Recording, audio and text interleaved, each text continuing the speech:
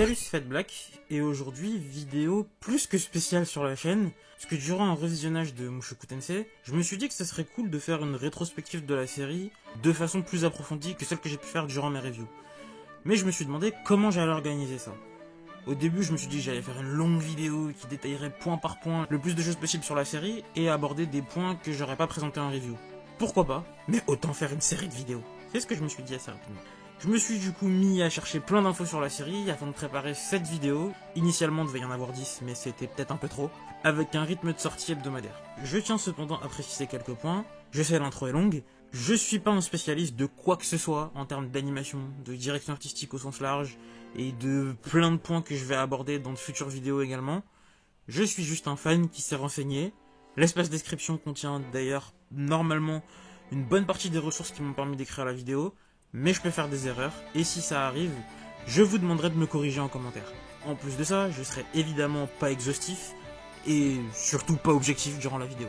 La partie casse-couille étant terminée, c'est parti pour la première partie. Je compte sur vous pour me donner vos avis en commentaire. Commençons donc par le commencement en rappelant de quoi on parle. Mushoku Tensei, c'est l'histoire d'un pervers de 34 ans dont on ne connaît pas le nom, réincarné en un bébé baptisé Rudeus Greyrat, dans un monde de fantaisie et de magie, dans lequel il cherchera à ne pas commettre les mêmes erreurs que dans son ancienne vie, en vivant pleinement la nouvelle et en faisant la rencontre de nombreux personnages qu'il marquera et qui le marqueront. できるかもしれない。こんな俺でも、無職の引きこもりでクズな俺でも、人生をやり直すことが。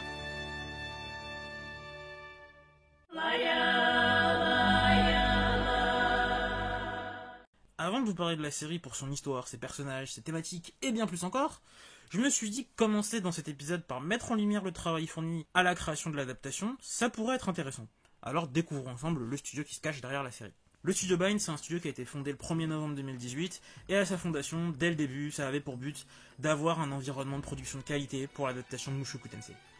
Et ce studio, il est issu de la fusion entre White Fox, que vous connaissez peut-être déjà pour ça, et ça, et ça, et probablement d'autres trucs, et de la société de production, de planification et de gestion d'animation, Egg-Firm, que vous connaissez probablement moins. Mais même si c'est grâce au travail et aux efforts de toutes les équipes qui ont bossé et bossent encore sur la série, ainsi qu'évidemment à Ryfujin Namaganote, qui est l'auteur de Light Novel, c'est quand même grâce à ce monsieur, Nobuhiro Osawa, producteur en chef de l'anime, qui, après avoir lu les premiers Light Novels de la série, a flashé dessus et a décidé de l'adapter.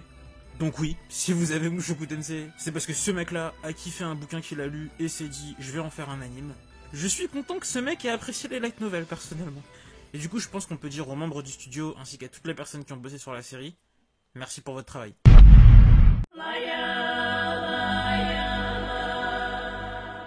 Au sein d'une œuvre télévisuelle ou cinématographique, c'est assez difficile de mettre en scène un personnage qui subit des évolutions physiques assez importantes pour un certain nombre de raisons.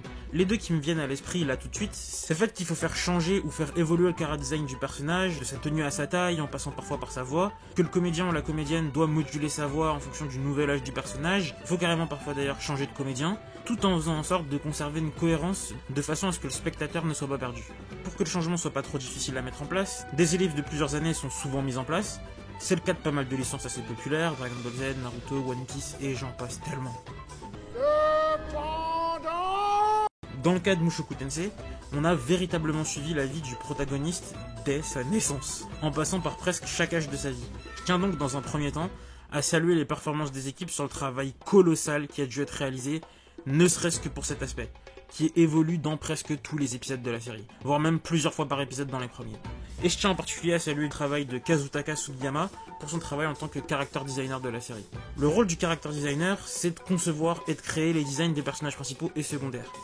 Ça fait qu'il travaille en collaboration avec le réalisateur, le scénariste et le producteur pour créer des designs de personnages qui correspondent à l'esthétique et au style de l'anime, et aussi à la personnalité et aux traits distinctifs des personnages. じゃあこの絵コンテがあって、このカットを進めるのに必要なもの第一としてはこれ設定というんですが、キャラクター設定ですね。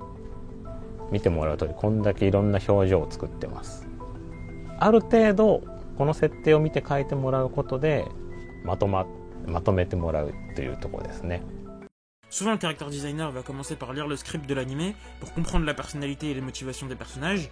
Ensuite, il va créer des esquisses de concept pour les personnages principaux, en effectuant des choix esthétiques, les traits du visage, les coiffures, les vêtements, les accessoires, etc. Il travaille également avec l'équipe d'animation, de façon à s'assurer que les designs des personnages puissent être animés de manière fluide et efficace. Une fois que les designs des personnages sont finalisés, le character designer va pouvoir travailler avec l'équipe de production pour créer des illustrations de référence pour les animateurs, les artistes de storyboard et les autres membres de l'équipe de production. Les illustrations de référence vont ensuite être utilisées tout au long du processus de production pour s'assurer que les personnages soient cohérents dans leur apparence et leur personnalité. Le character designer, c'est donc un membre essentiel de l'équipe de production d'un anime parce qu'il est responsable de la création des designs des personnages qui aident amplement à donner vie à l'histoire et à susciter l'émotion pour le public.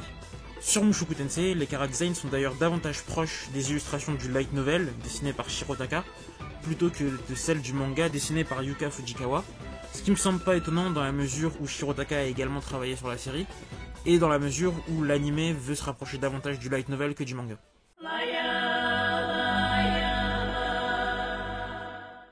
En ce qui concerne ces deux aspects, dans la production d'un anime, le rôle qu'on va essentiellement retenir, c'est celui du directeur de la photographie, abrégé DOP. Sa mission, c'est de créer et de gérer l'éclairage, les couleurs, les ombres et les textures dans chaque scène d'un anime. Il décide aussi de l'angle de la caméra et de la mise en scène pour chaque scène, en fonction des besoins de l'histoire et des personnages évidemment. En gros, il est responsable de donner vie à l'esthétique et au style visuel de l'anime, ce qui peut influencer la façon dont les spectateurs vont percevoir l'histoire et les personnages également. C'est aussi lui qui gère le compositing, qui est l'étape finale du processus d'animation, où toutes les couches d'animation, d'effets spéciaux et d'arrière-plan vont être combinées en une image finale. Je tiens pour cette partie particulièrement, mais pas que, ça va être le cas pour d'autres parties, à remercier ChatGPT, qui pour le coup m'a été très utile dans l'écriture de cette vidéo. J'ai appris beaucoup de choses sur les métiers de l'animation grâce à ChatGPT et à des recherches à côté évidemment. Mais si vous souhaitez plus d'informations, si vous souhaitez en apprendre davantage encore sur le sujet au travers de vidéos, je peux vous recommander cette vidéo d'LKR qui est hyper intéressante sur le sujet. Son contenu global d'ailleurs est aussi super intéressant. Allez le regarder. Mais pour en revenir à notre sujet, sur Mushoku Tensei, le directeur de la photographie c'est Tonsho Shinji et son taf sur la série a permis d'avoir les visuels sublimes qu'on a eu durant la première saison, qui sont très souvent salués d'ailleurs par les spectateurs. L'ambiance visuelle que je suis en train de vous passer depuis tout à l'heure, c'est en bonne partie à ce monsieur et à ses équipes qu'on les doit. Merci donc à eux.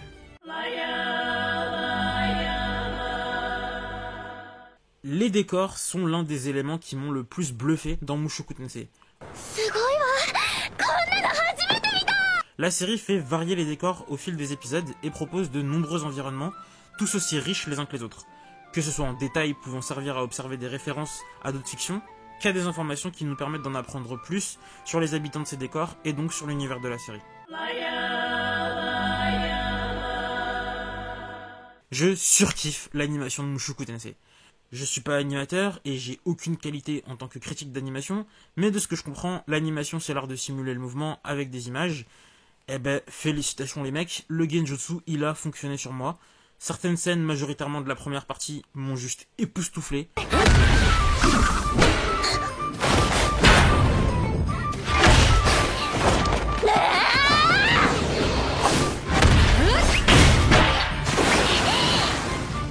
Le splash flow, c'est vraiment la scène qui, moi, mentalement, m'a explosé.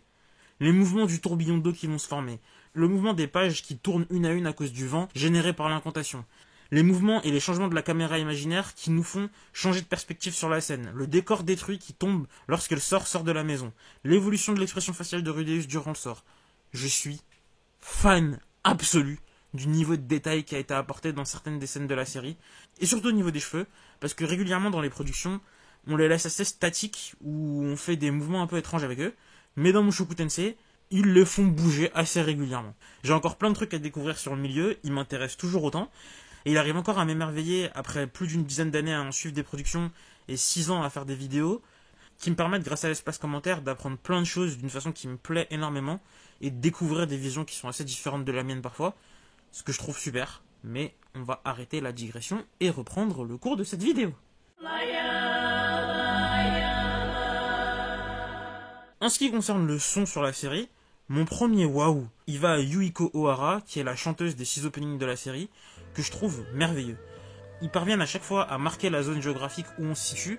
La plupart du temps, c'est surtout visuellement qu'on a ça dans les openings, mais la musique nous transporte également quand même. Mon second waouh, il va s'adresser aux OST, parviennent toujours à dépayser et à dépeindre l'ambiance de la série, et ceux qui sont plus orientés sur l'action sont vraiment hyper entraînants.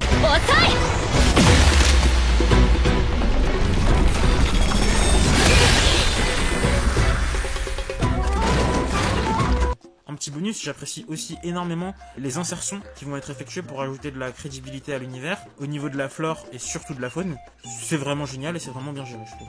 Et mon troisième waouh, il va évidemment au travail des seiyuu sur la série, qui lui est monstrueusement incroyable, particulièrement sur cette œuvre.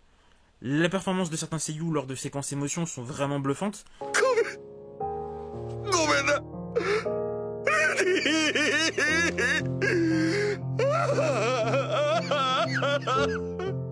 Mais ce que je trouve à la limite de l'IRL, c'est ça.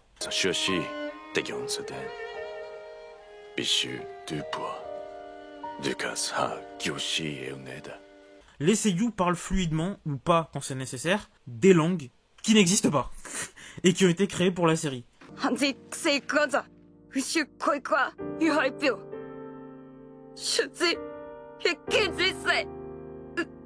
Que ce soit chez les Zombettes ou les démons, cette touche que le studio a choisi d'intégrer et qui doit, je pense, au moins en partie justifier le long temps de production de la première saison, contribue en plus à l'immersion et au dépaysement que la série veut nous faire ressentir, surtout lors de la partie 2. Et c'est selon moi un apport qui est vraiment majeur par rapport aux versions papier de l'œuvre qui ne peuvent pas, par essence, bénéficier de la voix. Merci donc à Jin Aketagawa, directeur du son, Koei Mitome, Sound Production Manager et à leurs équipes, ainsi qu'aux seiyuu et aux équipes affiliées à celles du mixage ou des effets sonores pour leur travail. Et même si je n'ai personnellement pas été attiré par la VF, merci aux comédiens et aux équipes françaises qui contribuent à étendre la popularité de la série chez nous.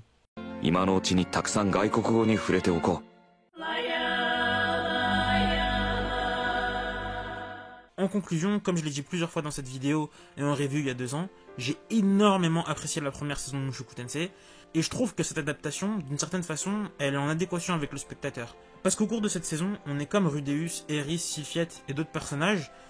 À de nombreux moments, en fait, on a été ébahis.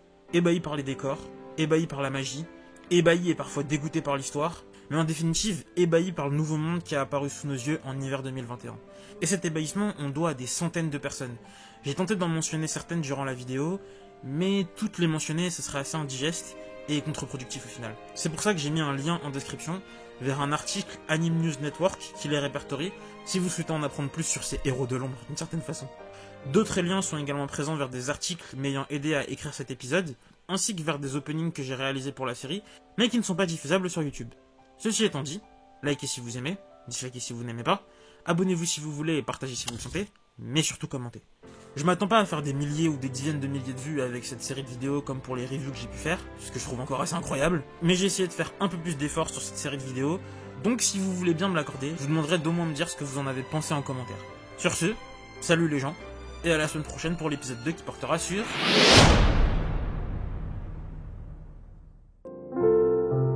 Mata